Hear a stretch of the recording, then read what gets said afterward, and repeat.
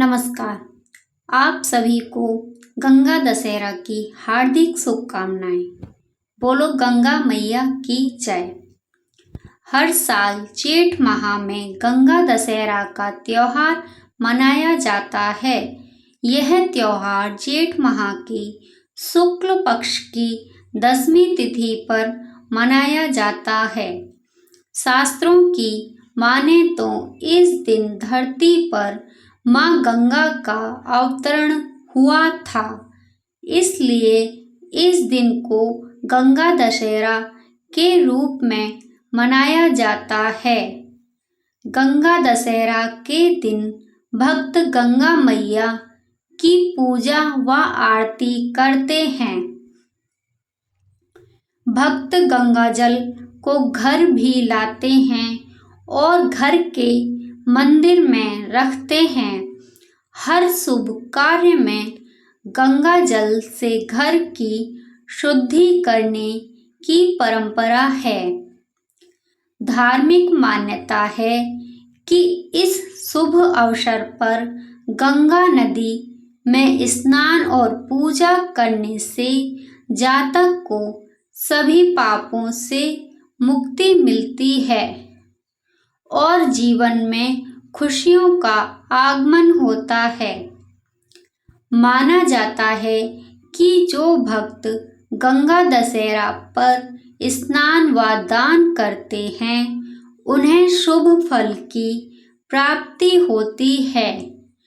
इस दिन पूजा पाठ करने, गंगा दशहरा की कथा सुनने, गंगा आरती और गंगा में डुबकी लगाने पर व्यक्ति को मोक्ष की प्राप्ति होती है। गंगा दशहरा के दिन दान में अन्न, फल, जल, श्रृंगार सामग्री, घी, शक्कर, नमक और वस्त्र दान में देना शुभ माना जाता है। आइए जानते हैं कि आकाश से धरती पर माँ गंगा का अवतरण कैसे हुआ था। पौराणिक कथा के अनुसार प्राचीन समय में अयोध्या में महाराज सगर रहते थे। उनके 60,000 पुत्र थे। एक बार राजा ने अश्वमेघ यज्ञ का आयोजन किया। ऐसे में इंद्र ने अश्वमेघ यज्ञ का घोड़ा चुरा लिया और उसे कपिल मुनि के आश्रम में बांध दिया। इस कारण राजा के अश्वमेघ यज्ञ में बाधा आ गई। राजा के साथ सभी पुत्रों ने घोड़े को खोजने की शुरुआत की, जिससे यज्ञ पूरा हो सके। अंत में वह मुनि के आश्रम में पहुंच गए। इस दौरान वहां पर महर्षि कपिल ध्यान कर रहे थे।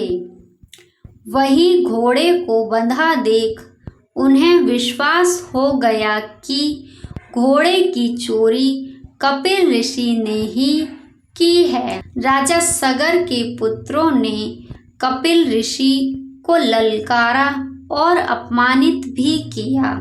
उस समय कपिल ऋषि क्रोधित हो उठे और राजा सगर के पुत्रों को भस्म कर दिया।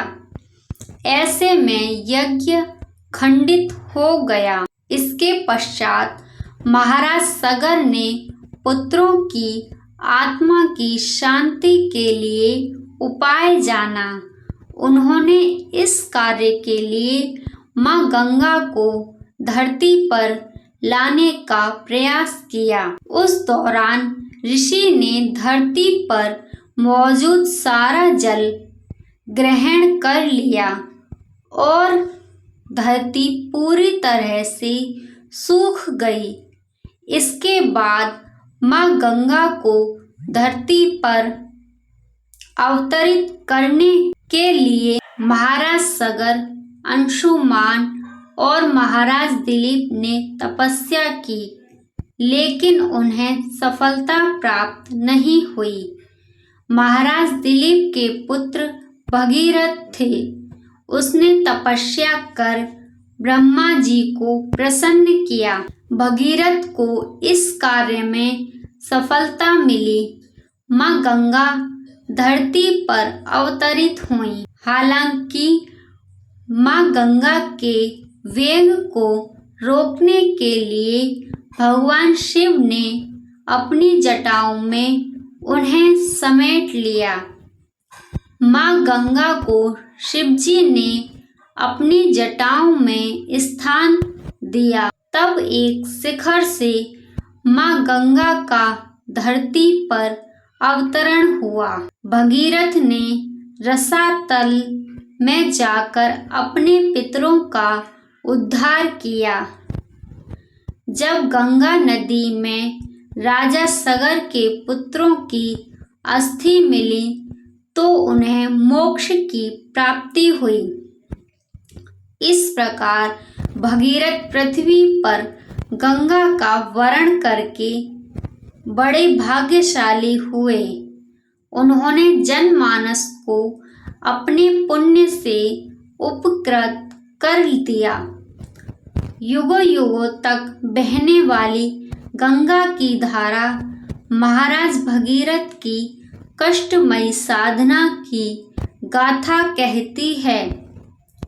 गंगा प्राणी मात्र को जीवन दान ही नहीं देती बल्कि मुक्ति भी देती है। इसी कारण भारत तथा विदेशों में गंगा की महिमा गाई जाती है।